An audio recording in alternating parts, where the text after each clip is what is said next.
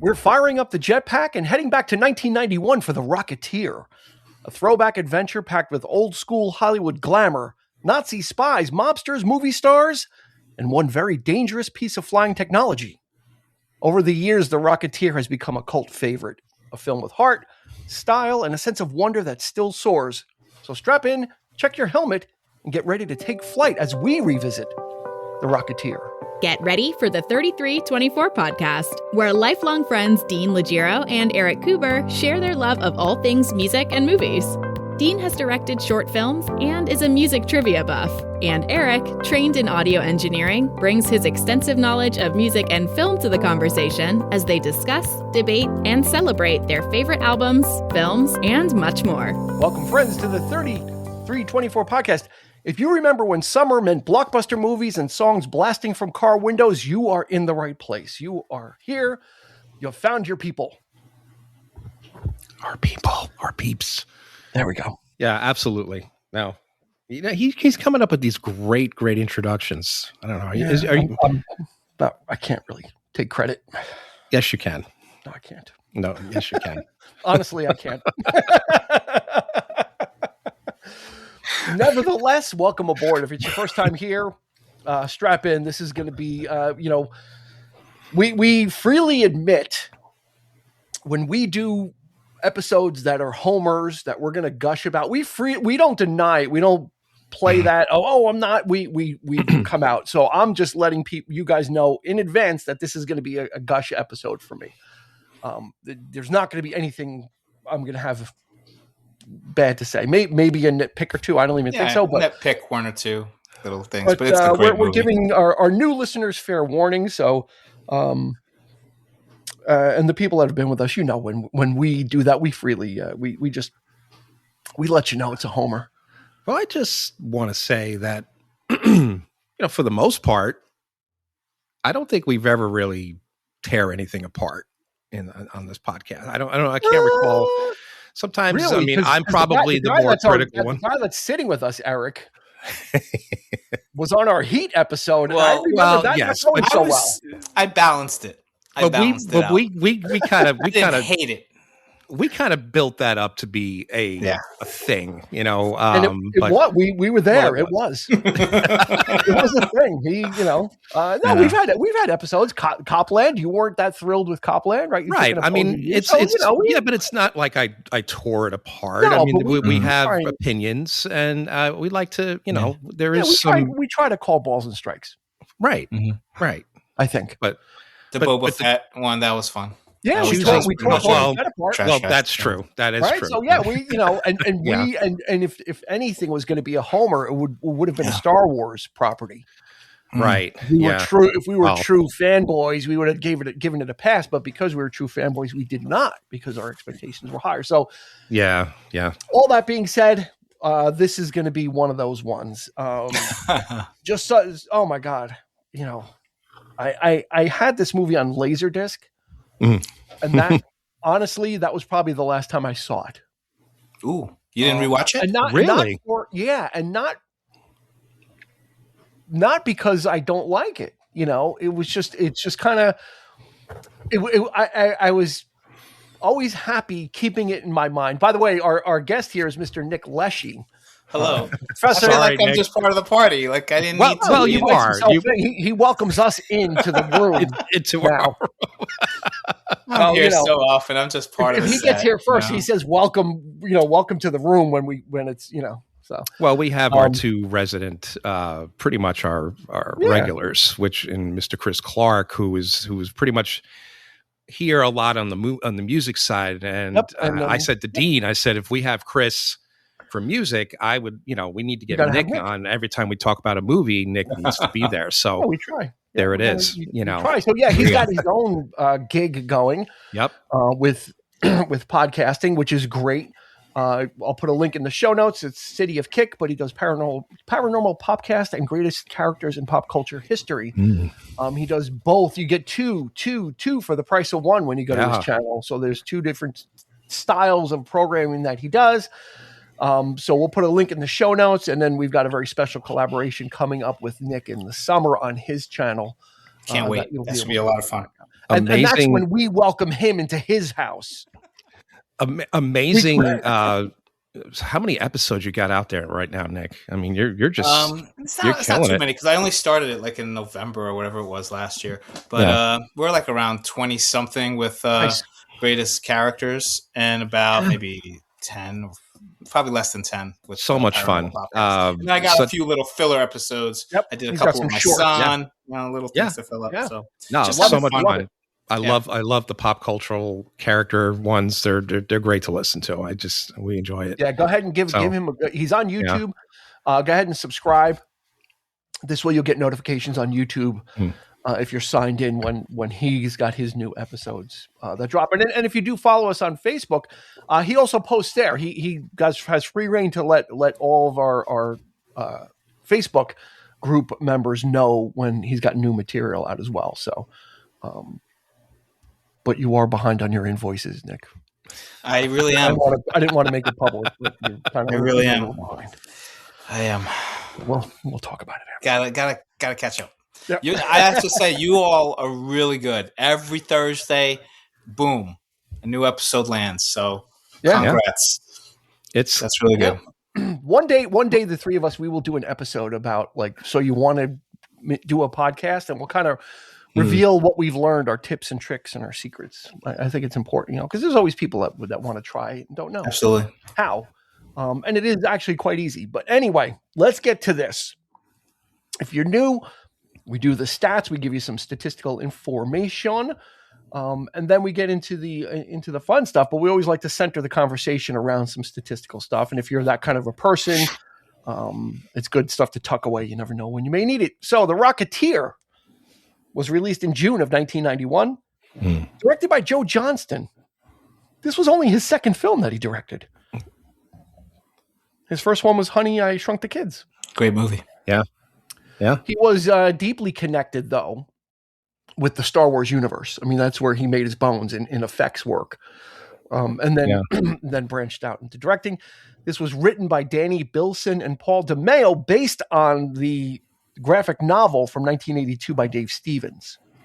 Really great artwork in that one. What's that? Mm-hmm. Really great artwork in that graphic novel. All the way. Very Art Deco, very clean lines, very homage to some of the characters, which we'll talk about. Classic looking. Yeah. $35 to $40 million budget, somewhere in between there. $46.7 million box office. So you say, well, it did make money.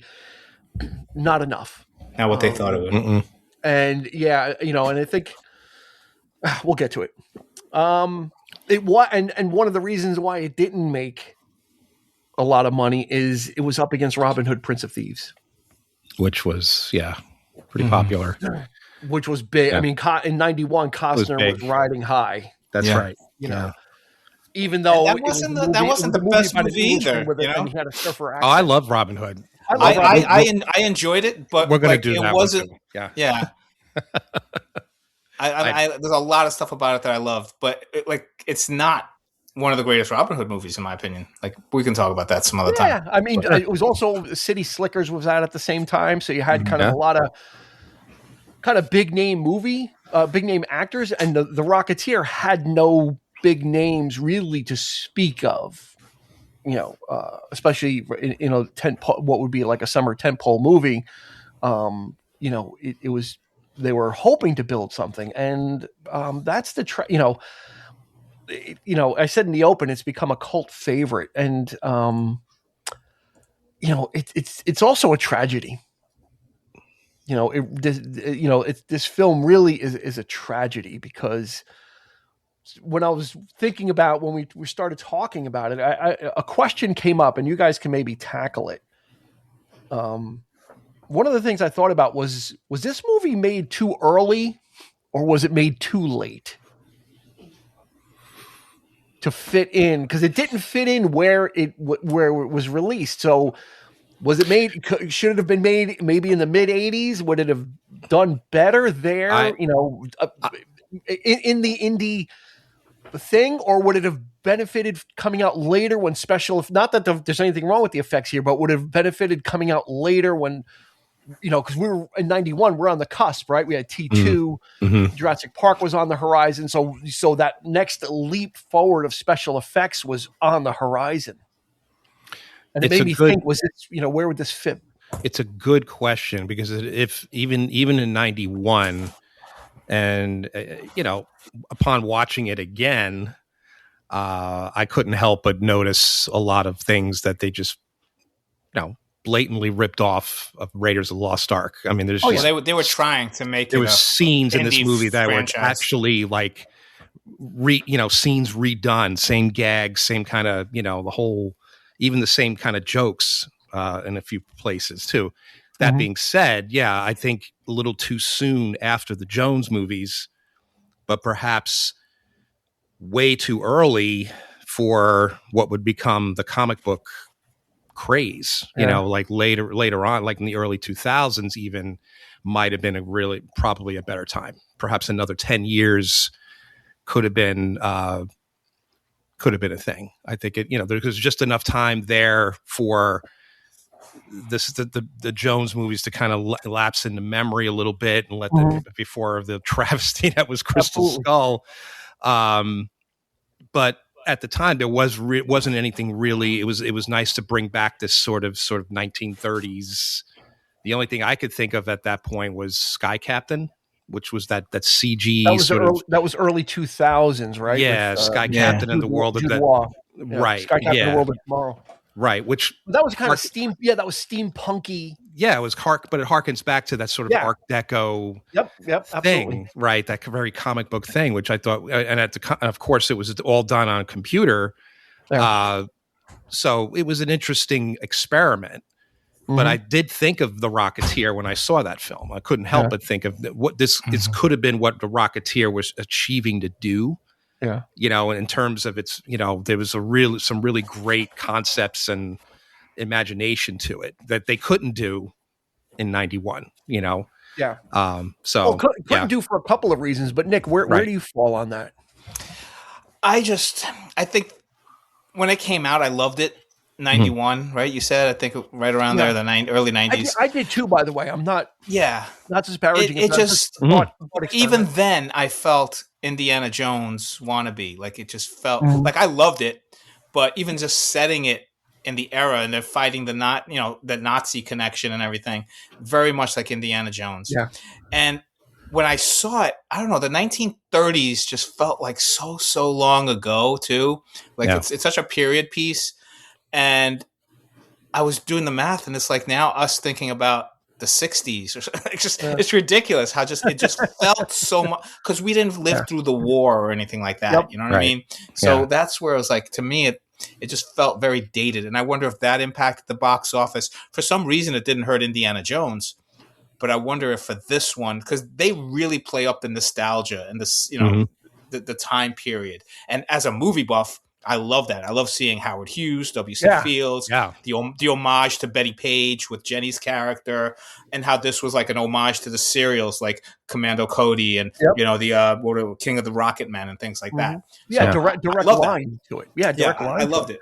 But I wonder if that was, so I don't know if maybe doing it in the 2000s would have made a difference, but maybe doing it in the 80s, it would have felt like maybe, I don't know, people were very familiar then with the Indiana Jones stuff and itching for more. So maybe this would have because fed that need. When he wrote this was written in 1982. Right? This was a graphic novel. And Dave Stevens optioned the rights in 1983. I mean, he wrote this and he's like, this comic will make a really good movie. Like it'll be the Rocketeer character is a great protagonist. So he had already had his mind set on it, and he sold the rights in 83. He got it back because the people that were developing it just didn't understand the character. They were taking it too far afield. So the rights came back to him. And then he ended up selling it. And then Disney, and here's the underlying problem with, it's not a problem I have with The Rocketeer, but why this movie didn't find an audience is because Disney they did a couple things. They tried to cheap out. They only gave the original budget was $25 million. as filming was going on, they actually saw what was happening and they liked it. And so they started throwing more money at it. But on the flip side, this was a Disney film and they wanted it geared towards kids for merchandising. Yeah. That was Disney's angle. So, which is not the right way to do it, right? Because you can make they made Indiana Jones, and that wasn't aimed at kids, but kids. When you treat the kids like when you treat the audience like adults, they're going to get it, And Disney was more concerned with toning down stuff, but then I'm like, well, what kind of kids movie has Nazis in it? So it kind of betrays its own logic. Yeah, I don't know if the kids would have gotten the retro stuff. They wanted they wanted something for kids, right? But it was like a half measure, kind of like Masters of the Universe. It was the same thing, right? The toy company was involved with Masters of the Universe, and they wanted to, Mattel, and they had a hand in how that movie was being made, and you want to be left alone to make the film you want to make, and I think that's where this kind of got caught in between two worlds. Yeah, we want to make it family friendly and acutely aware that we're making a family friendly film, not making Indiana Jones or Star Wars that has broad appeal. Like Disney kind of missed the memo there. It was a kind of a strange approach because it was, aimed to be family friendly, but you consider what's going on in this movie. I mean, it's, Lothar's folding people in half. Right. You're talking gangsters. You're talking like, these are people, you have actual real people in this film or portrayed, perhaps in a different way or, more sort of, enlightened way, or like Howard Hughes. Obviously, we're not showing that other side of Howard Hughes. He's the aviator. He is the got his own company and everything. But all of these things. I mean, and of course, the movie took a really dark turn when they reveal the film. When you realize why this thing is so important. I mean, so it for it to be a Disney movie, perhaps maybe that could have been a problem too. Like maybe families did go to see it and were like, maybe this is a little too much for my kid. I don't know. Yeah, it's kind of, had it been done by another studio, perhaps it might have been found a more, not necessarily niche audience, but people who would have appreciated the more comic book approach, and perhaps the people who remember this kind of stuff back in the day, as Raiders did. When Raiders came out, everybody knew what that was about. Like what they were trying to achieve there. Yep. And it was a big hit, but for here, when you got Disney attached to it, I'm not going to say that they, Pollyanna, the movie in any way, because it's extremely violent if you think about it. I mean, it's not bloody, but it is. But the innuendo there, it's very noirish. It's very sort of, there are scenes in that are just completely. Yeah, the whole second half gets pretty good. Once the whole Nazi thing is revealed. Yeah. It goes from a lighthearted kind of California Dust Bowl desert town with airplane racing to all of a sudden Nazi, infiltration in Hollywood, Nick, right? I mean, it's kind of and it plays on the whole Errol Flynn. I mean, he's supposed to be modeled after Errol Flynn, right? The Cliff is supposed to be the hero. I'm sorry, the villain is supposed to be, the Errol Flynn. Even though, so it plays on that swashbuckling stuff. But there was the rumors that Errol Flynn was a Nazi sympathizer, which was never proven and everything like that. But that's the play on here, like where the authors kind of did that in the comic. Very I found that stuff interesting. I found that stuff like, I caught it when I saw it in 91, and I thought that was great. All of that would have gone over the head of any kids, but, absolutely. It was but really, I think the kids, like you said, the kids would have enjoyed it. I think the kids loved the rocket stuff and, they never would have put two and two together. Like when I watched it, I didn't think, but to me, I'm like, isn't he going to burn his ass with that, flame shooting out? Even with the theory, like, like they're like, it's cool that, the little backpack is cool. But, things like, so but they've had jetpacks, and all the conventions and places where people have been kind of like flying with it. So it's a great concept and a predecessor to the film Iron Man. I think I see a lot of what Iron Man would become, even though Iron Man in the comic books was around for a long time. Yeah. This was I know when they were trying to pitch Iron Man, a lot of them were like, a flying guy in a tin suit, what? But this was the predecessor to it, and it really worked. Yeah, absolutely. I watched it last night with my son Jake, and the first thing out of his mouth was, "Oh, so it's Iron Man in the 30s, right?" I'm like, "Yeah, pretty much." If you think this is the same guy that did Captain America: First Avenger too. Yeah, we're gonna get there too. Yeah, let's go over the cast first, because I think we need to kind of talk about, because this isn't a well-known film. I think we kind of need to put that out there. And in the lead as Cliff Secord, or the Rocketeer, is Billy Campbell. I think at the time he was known as William Campbell. Eric knows him from Star Trek Next Generation, right? Yeah, he was in Bram Stoker's Dracula as he was Quincy in Bram Stoker's Dracula. Really good, classically good-looking guy. I mean, really the square jaw. He's got you say that there's an episode of Frasier that he guest starred on where he plays another doctor, and Frasier is jealous of him because he's too perfect. Yeah, he's good at everything. He could speak 10 languages. He's great at medicine. I went to Oxford. He's like the perfect guy. And by the end of it, he can't sing. And, he sings totally off key and in a room full of people, and he makes a total ass of himself. And Frasier's taking such joy in that. That was his Achilles heel. But he's just so perfect, Yeah, oh my God, he's just he's tall, he's good looking. Right. He was not the first choice. First choices were Kevin Costner and Matthew Modine.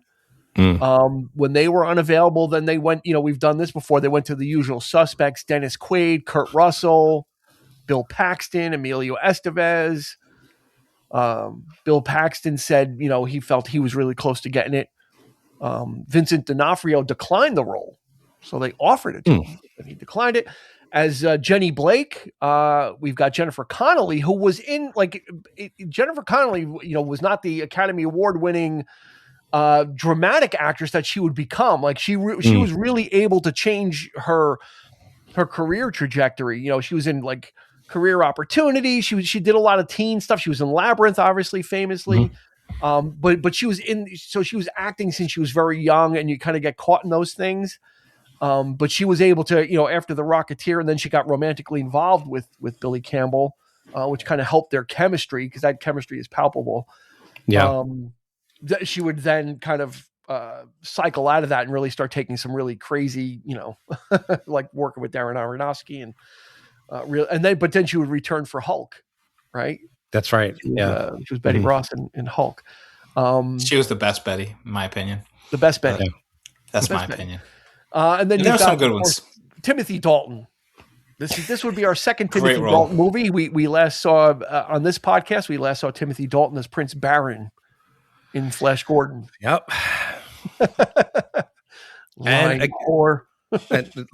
and like that character, he owns it. He just gives it his all.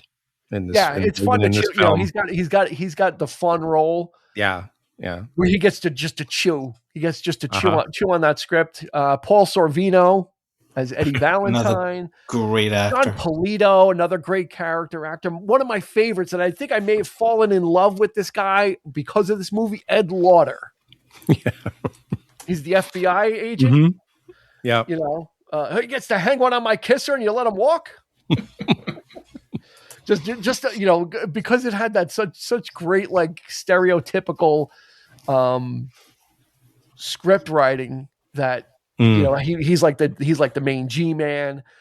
You could get away with things like that. A big actress. Margot Martindale has a very small role. She's in charge of the little restaurant diner that they frequent. Yeah. Mm-hmm. Of course, Terry O'Quinn, another great character actor. A lot of people know him from Lost. That's where he we knew about him before that, but he was also the Mayor Clem in Tombstone. He plays Howard Hughes. Like Eric said, I like the real, the folding in of, Timothy Dalton doesn't play Errol Flynn, but he plays Errol Flynn like, but then they also fold in Clark Gable, W.C. Fields, and Howard Hughes plays quite a prominent role in the film, actually, because people invented the rocket, right? And that really just, again, a direct line to even in the Art Deco field. I think there's a line to Scorsese's movie The Aviator from this. Sure. Yeah. And then obviously Eric, when I sat in a theater and watched the first Avenger, and then I realized it was Joe Johnston, I'm like, yeah. And it's all but been said that the Rocketeer was kind of like his demo loop to get the first Avenger, and that was like 20 years later, over 20 years later. And both films had concepts that should have been I remember, back in the day when, you're reading about the making of like Raiders and stuff like that Lucas and Spielberg wanted to do. So so you have to give credit to a visionary like Johnston, who was an illustrator for the original Star Wars films. He was the other Ralph McQuarrie who designed a lot of I think he designed the Millennium Falcon, if I'm not mistaken. The finished model, like not the Space 1999 version of it, but the actual ship, the walkers, things like that. So he definitely had that vision, and he had those things where, Jones wanted to be like fighting, a big giant flying wing like you saw in First Avenger, rather than that smaller version of the plane, because that's all they could do. And while that film worked better for what they couldn't do, this at least, took some liberties there and really kind of pushed those boundaries and making this much more comic book and more of that time, of that vision. And again, in First Avenger, they would do even more of that, which I love. I love that stuff. Yeah. When I watched First Avenger, I'm like, this is what the Rocketeer should have been. Like, I totally was like, this was the missed opportunity. I was kind of like, this is what you could do with a bigger budget. Avenger, that it got that look, and that they got Joe Johnston to do it. But he still nailed the period. Like you could tell he brought a lot of heart to it, and you watched it and you believed it. And like I was saying earlier, you could kind of get away with some of that dialogue, setting it in a period piece, and you see that in First Avenger as well. That's what makes it so much fun. It's like, because it's the difference between now and then. You saw it in Back to the Future with like the 50s. That's what period pieces are like. Why set it in that time? So like, as I was rewatching this, I said to myself, oh, did it need to be a period piece? And I'm like, absolutely. This is what the whole premise is about. The serial movies and setting it back then. The Indiana Jones concept, it's all about period pieces. You can't do this in modern times. But there's also some historical truth to it as well, because rockets did not exist yet in that this was a new, totally new concept that the Nazis were trying to develop, and they were with the bomb and everything. Exactly. If they had rockets, that would have been. There's a little bit of period history there that's appropriate. And who was the American counterpart for that? Howard Hughes. That's right.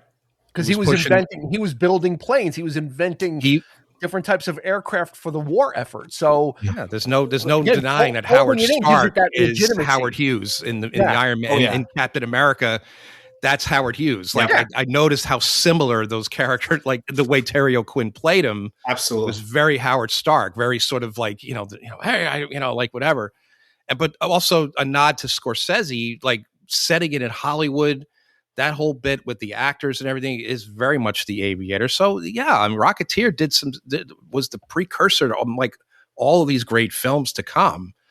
So it is, and really kind of give it credit, like as to what was done.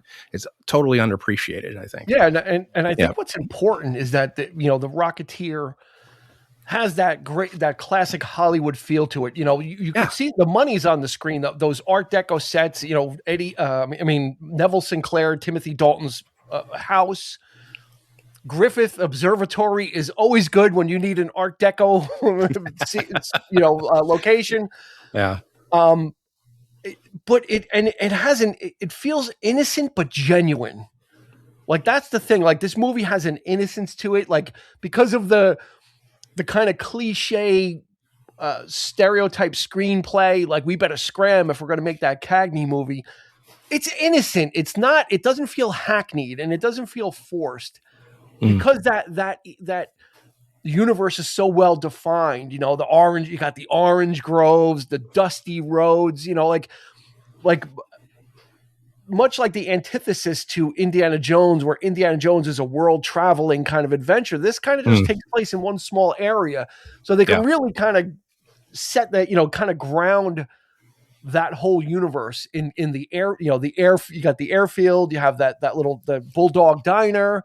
Yeah. And you have Peavy's house really and the Griffith Observatory. Those are like the really the main things. And those are, everybody has seen the Griffith Observatory in films before, mainly, Rebel Without a Cause is one of the biggest ones. Mm-hmm.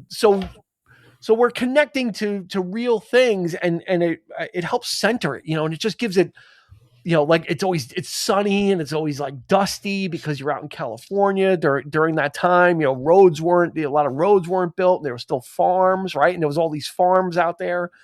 And I think that's like the innocence of the film that when I was watching it, I'm just like, yeah, they just got it right. Like it almost felt like watching it, after not having seen it for so long. It felt like watching almost a movie from the 30s. Like it felt period.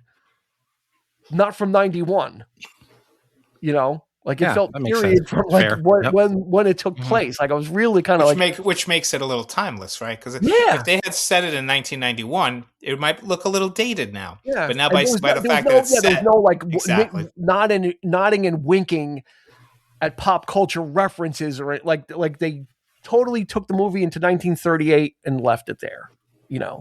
I do, and good point, because that's one thing I did admire about it was there's too much of that today. Like every movie is pretty much doing that, and they're self-aware and self-aware. Yeah, there's that level. It feels like it's something that's necessary, and it's totally not. You can do something like this and let it exist on its own merits and imagination. So yeah. But, and it's and it's just a guy, and the thing about it is it's just a guy, right? He doesn't have super soldier serum. He doesn't have any special powers. He just and those are the grades. They were Billy Campbell was signed for a 3-picture deal with Disney for this. So there were I wish they had done more. They just had no faith. Like this movie was like it was a perfect setup because you went through the whole like figuring out how to use the jetpack and like strapping it on like the wooden statue and getting it destroyed. Like bust his head, so you need a helmet. Like we saw the genesis of it, how it got to that point.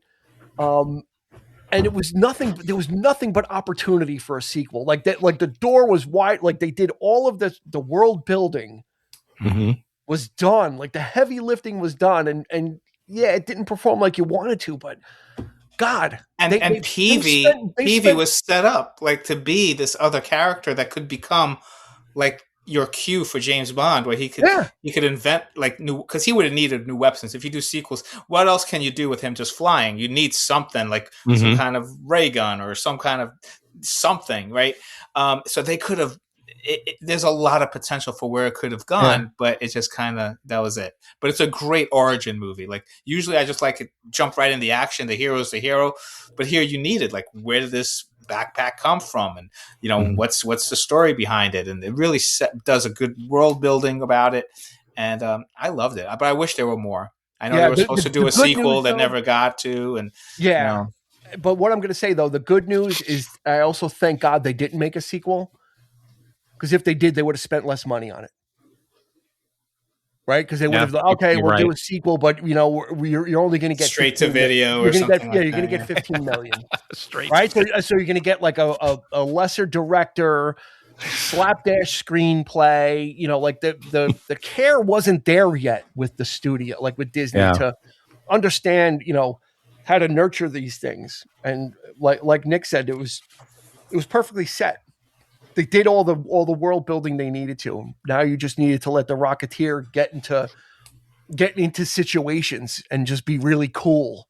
I think of that shot towards the end when the blimp is getting away, and Ed Lauder as the G-Man is like, oh, they're getting away. And then the other guy's like, wait, maybe not. And then the American flag is flapping in the wind, and the Rocketeer's got the gun, and the spotlight passes by.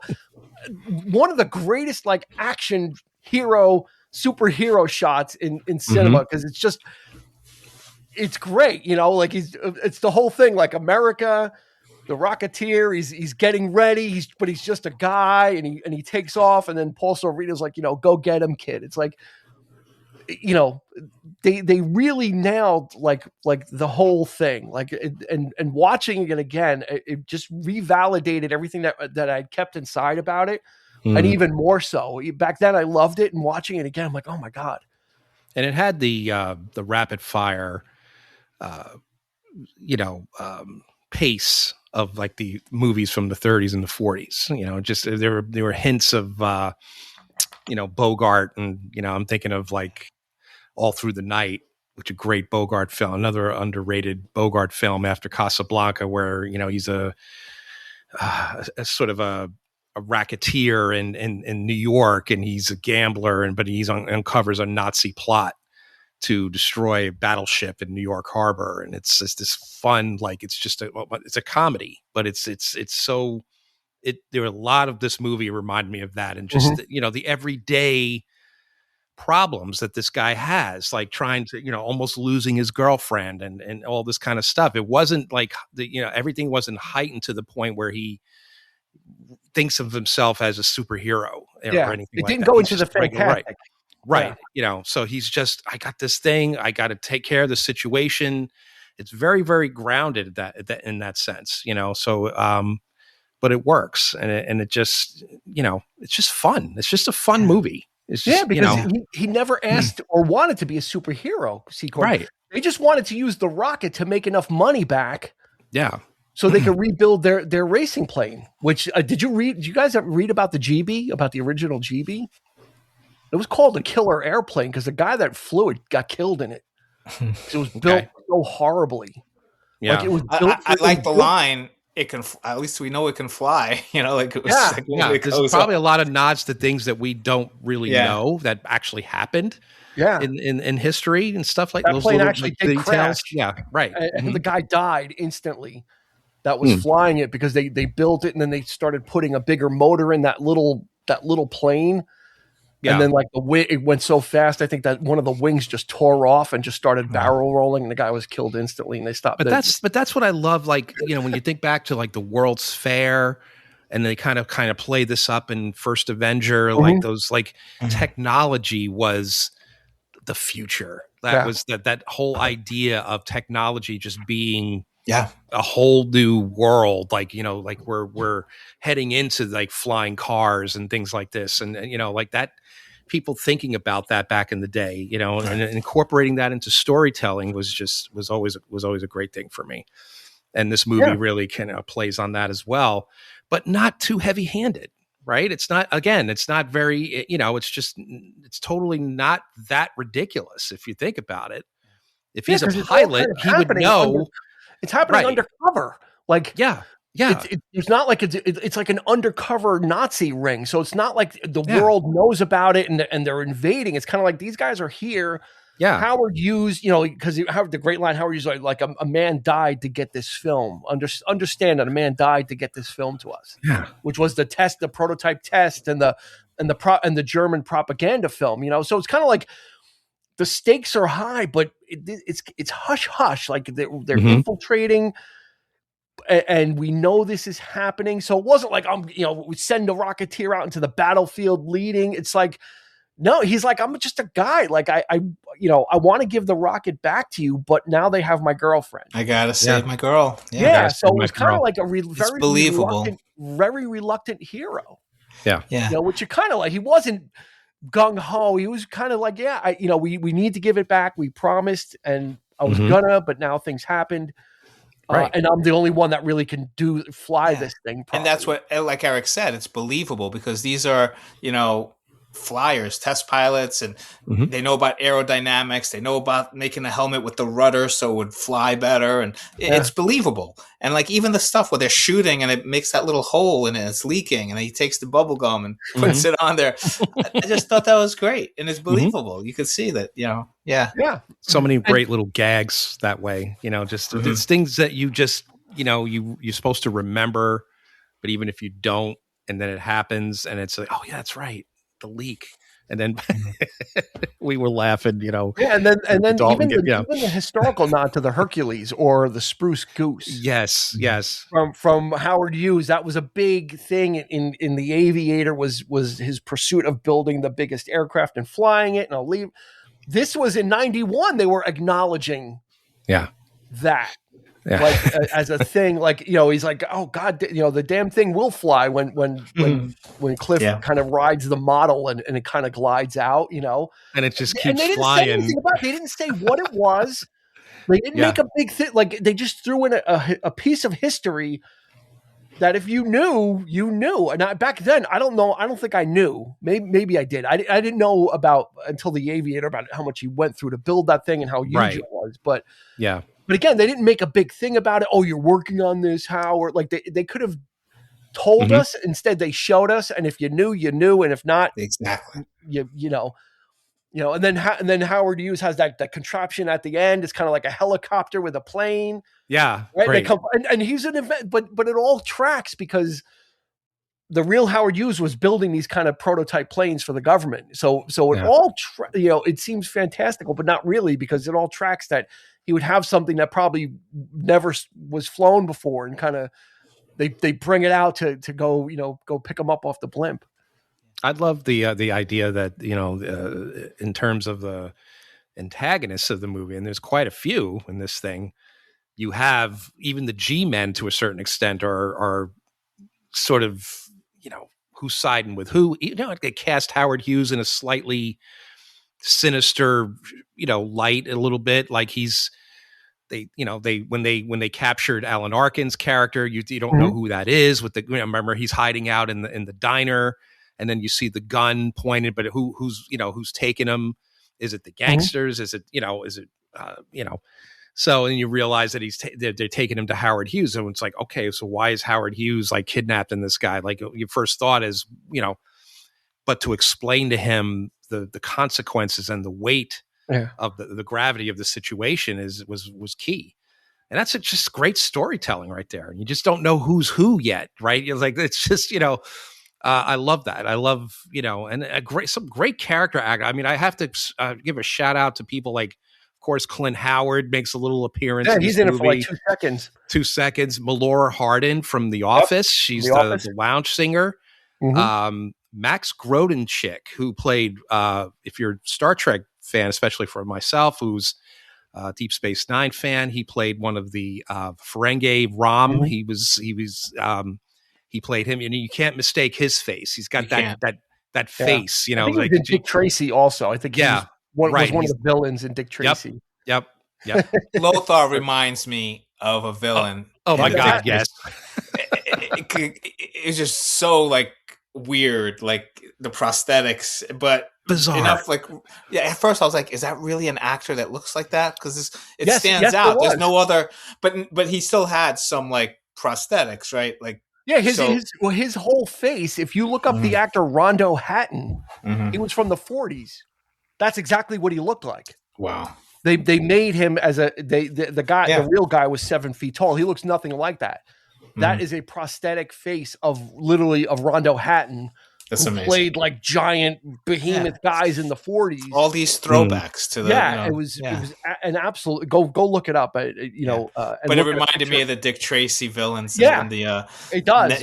But he was a real guy, Rondo Hatton, and he really looked like that without makeup. Like that was like the whole thing. I much rather these kinds of cultural references than pop other movies and things like that. I mean, just to have this kind of detail and stuff in there. I never knew that, Dean. So that's great. Oh yeah.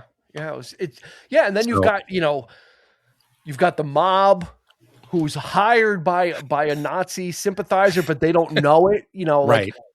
because Timothy Dalton is deep in Hollywood, right? And it plays into that of what was going on at the time. But he's all we know in the beginning is that like Timothy Dalton is looking for the rocket. Like so he's hiring, Paul Sorvino's crew to get it, but we don't really know why. Like why? And why would a famous actor get involved with gangsters? Like the mob, right? Number 3 box office draw in Hollywood, as he says.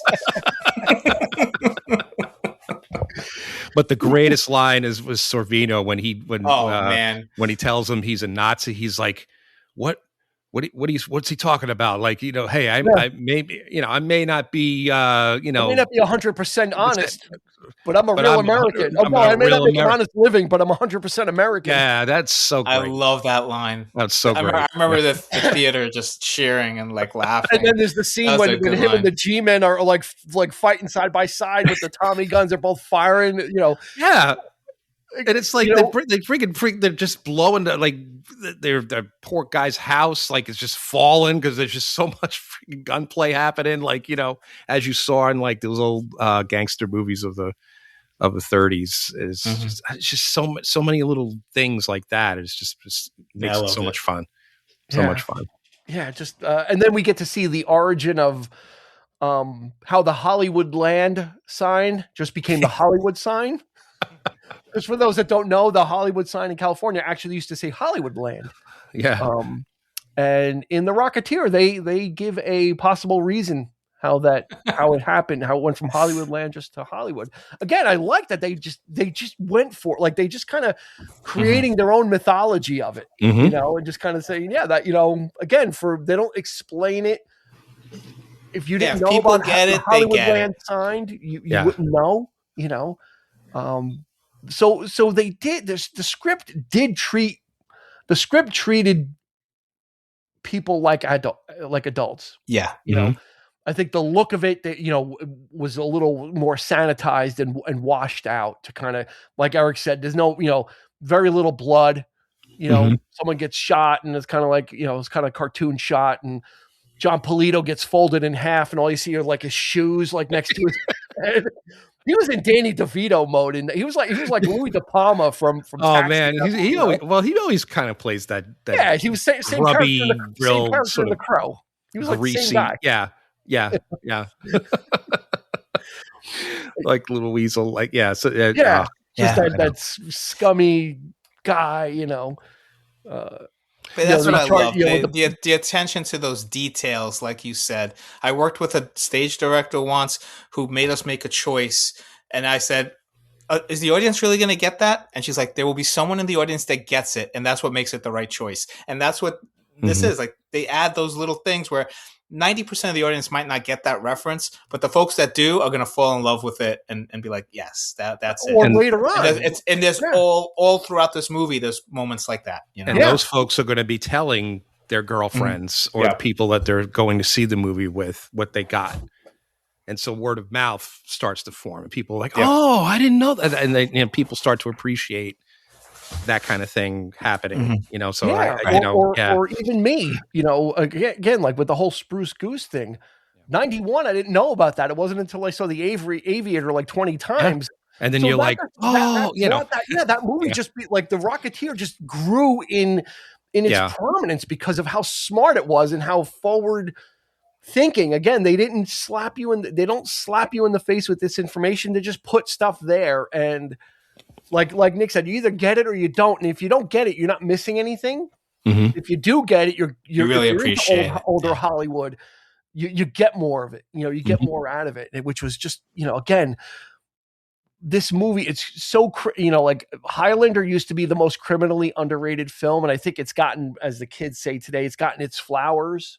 Everybody kind of respect, like it's gotten its respect. It's getting a remake with, I think this one's next on the block. Like, I don't want a remake. I just think people need to reassess this film. They really do. Like, this deserves a second and a third look.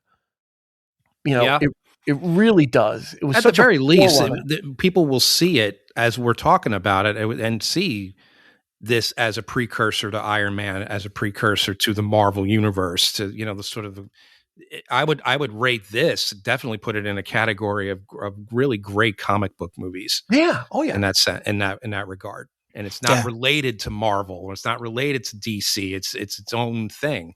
Yeah. Which I love. I love those independent comic book movies of this sort, you know. And folks who maybe wanted another Indiana Jones movie and maybe were disappointed with the last two. You look at this, and this is like, it felt very much like an Indiana Jones movie, you know? And there were other superhero movies, you know, Spirit and Phantom. They just didn't, to me, they didn't work. But this one is a superhero movie. Like I said, you watch it and you just enjoy it. And it just felt really nostalgic. I like The Shadow. Alec Baldwin with The Shadow. Okay. That was a good one. And of course, Dick Tracy is Well, both but what those movies have is sizzle over steak. Like I like watching The Shadow because of because Russell Mulcahy directed it. So it's very stylized.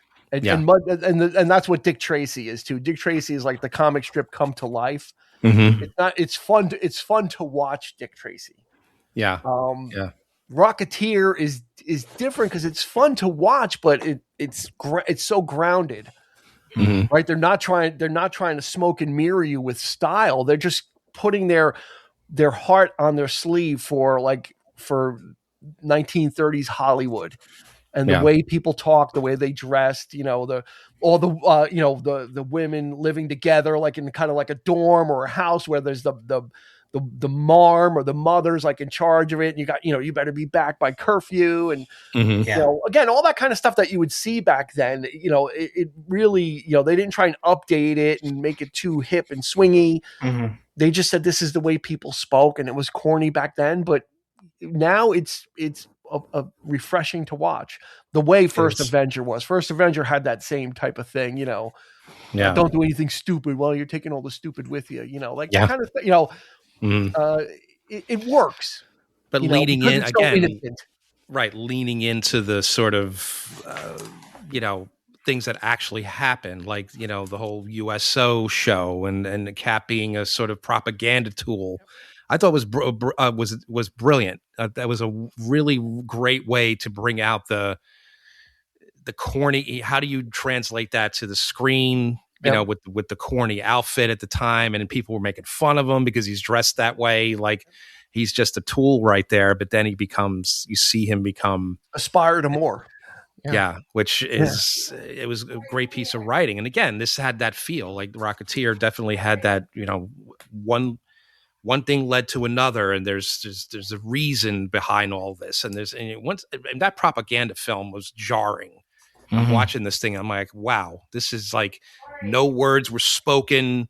It's just very like, exactly what's happening there, exactly what's at stake, and that's like, wow, I like that. That's even a throwback. To Frank Capra during World War II made a series of films called Why We Fight. And it had that type. Some of the film, it was literally the Why We Fight series explained for like the layperson World War II, what was happening, what Hitler, how Hitler was doing, and it used like animation with those maps with like the arrows. Like the why. If you look at the Why We Fight series, I think especially the first one, that cartoon was heavily influenced by the Why We Fight series, down to the style of animation and the way it shows like the arrows spreading over Europe and then going into like, that's right from there as well. It's chilling. Like, and I remember when I first saw it in the movie theater, I don't speak German, but that little graphic, the words on top, I could tell it's like, first Europe, now the world, or whatever. How it was that, but you didn't have to. You got the sense of the gist of what that propaganda movie was trying to say. And we didn't have to live in the 1940s to kind of get the sense that wow, we dodged a bullet there. Really, you think back in those, it's like I guess that's why I'm so fascinated by it, as horrific as it was, and it was but it inspired such imagination, though. It inspired people to create and to, whether it's, on their side or our side, we were fighting to keep up, like, I guess that's what introduced the Cold War. It's like, we got to get it before they do, that kind of thing. And, we were out in space first, the space race, all of this kind of thing. It was just, the competition angle of it. But at the same time, we're creating things that are just so, should we do this? Should we not? Kind of thing. And it's just, if we don't, someone else will. That's so right. We probably should. Yeah. That's the whole, with the whole atomic bomb thing. I mean, there's a whole bunch. Speaking of that, there was actually a scene that they cut out of the Rocketeer. They had gotten their hands on one of the actual Enigma machines. Oh, wow. And they had a scene of Timothy Dalton using the Enigma machine to send a coded message to the Nazis. Yeah. But then they just cut it. So they did film it, but they just cut it out of the movie. So again, just all that, that details. whole thing, code breaking, and just all the craziness is. But I love that scene with Jenny when she's got the radio and she's like, "Somebody help me," and they're talking German back to her. Yeah. That's like the first hint. You're like, "Oh wait, what's going on here?" What's right? Claire. And I mean, Timothy Dalton saying "Schnell" twice, like, "Schnell," los. Because we didn't know how to. That's the only German that's how we got to learn those words, like like from the Jones movies, and like that taught us some German. Yeah, we learned all of our German from Belloc and Indiana Jones. Speaking of which, I mean, so getting what I was saying in the beginning, there were certain scenes that I felt were. So Timothy Dalton could be a little bit of the Belloc character. Sure. There's that scene where. He's trying to put the code on her. That was so like that scene on the sub from Raiders, like with Marion giving him like when she finds out who he really is, and she's like, no, thank you, kind of thing, and or he's like trying to get her into the dress, and I was like, okay, this is like, but it gets a pass, like these kinds of things, used to bother me a great deal, like when somebody's blatantly just redoing something from another movie, but people do it all the time, and you come to realize but like you pointed out in the beginning, is it too close to those movies? That might have been something that we noticed then. It was like, we might have, I myself, I think I'd only seen the movie once back in the day. I had seen it a couple of times since then, like over the years, oh, the Rocketeer, let me throw it on, whatever. But especially now in the streaming. But back in the day, I probably would have been far more critical of it, I would think. I don't remember being that way, but I think if I had seen it then. I never even made that connection until you just said it. I would have been a little bit more, but, because I'm such a fan, but it's just.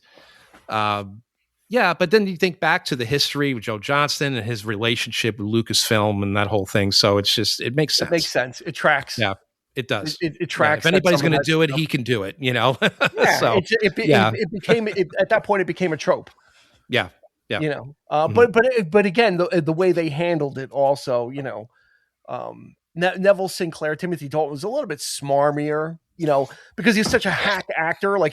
Like that was the thing is, and that's the great scene with Jennifer Connelly, because she was starstruck by Timothy Dalton's character, and he really used that to take advantage, and you could tell he probably used it to take advantage of many women. But then when he's trying to convince her that he's a good person, and he's talking to her, and she's like, "Oh, you said that in that film with Carol Lombard." And he's like, oh, and then he starts saying, you'll be clay in the hands of the master. Goes, oh, she's like, oh, and you said that and you actually see in her eyes, she starts to realize the bullshit.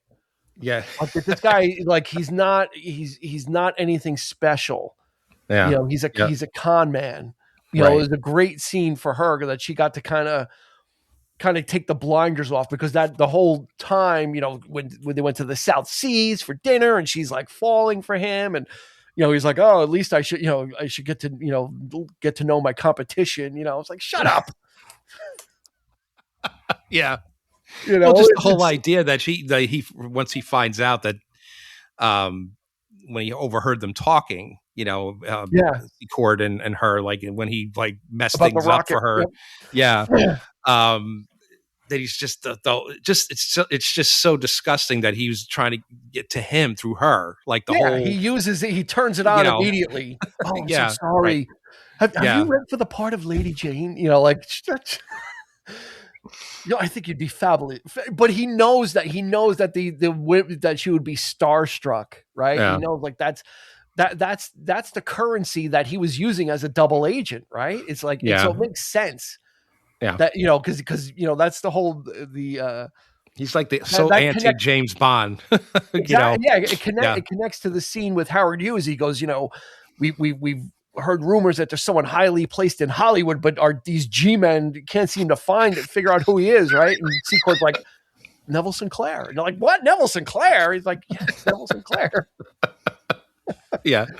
This like it really, it's regular people doing regular, with this fantastical engine that straps on your back. Other than that, there's nothing that happens, outside of like regular movie explosion stuff. But it's still, like I said it before, it's just so grounded, Nick. And that's really what it is. What I like. And then the way it ends, it's kind of like, the rocket, the pack blows up. Howard Hughes gives him another GB, another racing plane, and kind of like as a thank you, but but PV's plans survived, and he's like, well, if I do this, I cut make the ratio fuel to air richer. But it just kind of they kind of go back to their lives, as it were, at least at the end. Like it kind of, like this was just a fantastical adventure that happened to these people. Yeah. I think the international title of the movie was The Adventures of the Rocketeer, which makes me think that it could have been more. Yeah. Just like with Star Wars, when Lucas first did the novelization, it was Star Wars, The Adventures of Luke Skywalker. It wasn't Star Wars, A New Hope in the novel. So that's how I feel. I feel like there was so many other adventures that he had in my head canon. I'm like, all the serials that, we would have loved if we were living around in that time and watching movies. So they made a cartoon apparently on Disney Junior, which I never saw. It was aimed at toddlers or something. Yeah, his great granddaughter Kit Secord. And then they were supposed to do a sequel recently, but that fell apart. But it was supposed to be that another character finds the rocket. Yeah. And I think it was going to be like a Tuskegee Airman or something like that. So that could have been interesting depending on the director. But for whatever reason, that fell through. I think now you like The Crow, you leave it alone. Yeah. But yet they managed to make like 50,000 Crow movies. So and they shouldn't have. And just like The Mask, like leave these films alone. Yeah, absolutely. I don't mind if they remake them if they're good. That's great. Thanks, Nick. I think that's everybody's expectation. I've never heard someone say, "I hope they remake the Mask," and it really sucks. Yeah, but like you said, they make how many Crow movies, and none of them has come close to that first one. So no one's gotten the message, right? So I'm almost glad that they didn't do a Highlander 2 for this. Right, we got we wanted a Highlander 2, and be careful what we wish for, because we got it, and we walked out of the theater saying this was the biggest, most confusing piece of shit I've ever seen, and it totally ruined like the first film. That was the quickening, and that's what made me think about this. I'm like, you know what? If they made a sequel, they would have spent less money. It would have been a shitty script. It would have been someone unheard of. Joe Johnston wouldn't have done it. They would have gotten some other guy. That special effects. It would have been an Alan Smithy, taking his name off of it. And it would have sullied it. As keeping this as it is now makes it a perfect, in my mind, it makes it a perfect film. It exists. Or they might have boosted the budget, and it could have been like a T2 or something. Had they done that, I don't think Disney had the confidence in it. Another, if they had the confidence, I would have been like, I think it had a lot to do with the period. It's just the 30s it's a hard sell, especially today. First Avenger did well, but I don't think it did as well as it could have. People appreciate it because Marvel. If you're a Captain America fan, I think a lot of older folks actually went to see it. But it's just, those kinds of things you appreciate, that, young kids just, when they release Crystal Skull, I mean, it tanked for obvious reasons, but but I remember like all of the merchandising that came out with it. Like they went full blown, like novel, other books and this and toy and all these new figures. And when the movie tanked, it didn't tank, but it didn't exactly do well in pop cultural aspect, or on the message boards, people tearing it apart. They completely yanked all of the toys. Like you didn't even see it. Like it was just completely went to the clearance bins. Not even. I went to week later to like Toys R Us or whatever, and everything was just gone. Yeah. Just, it didn't even exist, which is weird. It's of a time that I just think that people just aren't, so that's why things like Dial of Destiny is we need to acknowledge this. We need to say, oh, here's a guy from the past and this is his goodbye. And this, and I just didn't want to see that. Yeah. I did not enjoy that movie for that reason. It's Harrison Ford being a grump, and just like all the joy that you had of that character was just completely, it was devoid of that. Yeah. He was even a bigger grump than Sean Connery was. It's like, I think they tried to make him that way, but it's just like he's the mentor and all that, but it just didn't fly. I don't know. So sometimes some things are better left untouched, and I think that's what this is. So let's wind this down. Nick, do you have a favorite scene or two? You mentioned a couple of the ones that I liked. When the Paul Sorvino is like finds out they're a Nazi. I love that one. Yeah. And then you mentioned the one with Jenny kind of throwing him back the lines, recognizing it. It kind of just shows here's this character who's a pinup meant to be like Betty Page. And, they play on the looks when W.C. Fields, looks at her, the shot, very gratuitous. They wouldn't do that nowadays, I don't think. But the camera literally pans down. It's like, but okay. That's in that scene. She has agency. Like she kind of like you said, she throws it back at him. She knows exactly what he's doing. He's like, I know that line. And you think at first that she's just being innocent and like a starstruck fan, but it's kind of her saying, I know what you're doing. And, you can't use those lines on me, kind of, So she's smarter than she appears, and she's a great heroine. She's not just, it's the 90s. So she was a damsel in distress, and, he's out to save her too. But I think if there had been sequels and she came back, she would have been like the Lois Lane to, Superman. So I think she was a great character, and I would have liked to have seen more. Any scene with her, I think, is one of my favorites. Yeah, Jennifer Connelly. Billy Campbell was signed for 2 sequels. Jennifer Connelly was signed for 1 at a minimum. So we would have seen more of her. So Eric, what do you have? I like the Hollywood stuff too. Yeah. Like Nick, I love seeing like this guy supposed to be Errol Flynn, yet he's not, and yet he says hello to Clark Gable. Like there's real actors intermingling with made up, sort of fictionalized, characters as well.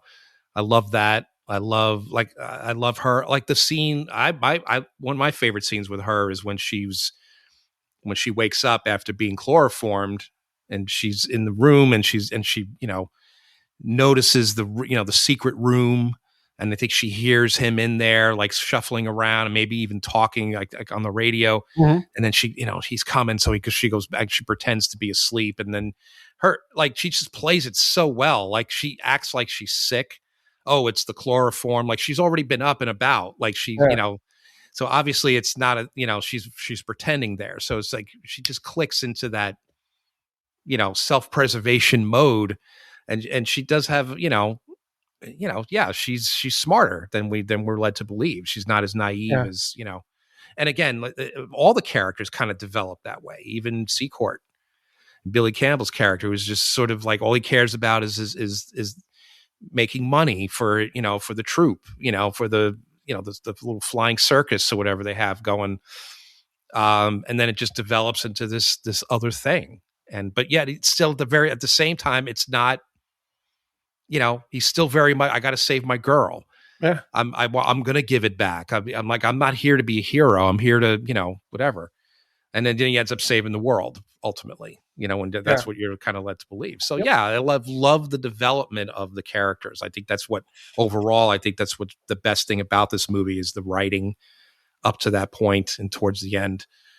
when things really start hitting the fan, like that's, it takes you on that journey. And I think it's great. Yeah. Yeah. So. One of the scenes that I keep going back to, just when I think about the movie, how Jennifer Connelly's character is kind of like, Cliff, you never tell me anything. You almost died and I didn't find out. And so it's when they're at the restaurant, right? After he's pretending to be the waiter and he pulls her underneath the shrubs and he's like, I'm the Rocketeer. And she's like, the Rock of who? And he's like, I'm the Rocketeer. She goes, what is it? She goes, he's like, haven't you read the newspaper? Like, I'm like, it was like, no, I was working all day. Yeah, because I'm working all day. Like, yeah. So he became like this hero, reveals himself to her, like, because, I want to tell you everything now because that's what you want. And he's like, Rock of who? Which is great. The scene in the diner was kind of when the mobsters kind of come in and they're looking for Cliff Secord. Yeah. Oh, yeah. And they're kind of like, oh, let's have some pie, and they start like destroying the place, and oh, Cliff Secord, the short guy with the with the wooden leg, they all just kind of go into like defense mode and cover up, like it kind of showed how close they were, how close knit. It's a family. Yeah, that was the place where they all hung out, and they kind of had their soup and their sandwich, and there was the little upstairs attic. Again, it was just like those things felt like they were lived in. It felt like a real universe to me. And then, of course, I said it earlier, but any scene with Ed Lauder, the guy was just so good, It was just, you're going to be eating your meals through a straw. It's like typical patter, typical G-men, like 1930s patter. But that's what makes it so endearing is they went for it and they were unabashed about it. They didn't try and, it was nothing less than what it was supposed to be. So this is available. It's on Blu-ray. So you can get it there. If you have Disney Plus, you can stream it. If you have a Laserdisc player, it was on Laserdisc. I did have it. Just watch this film.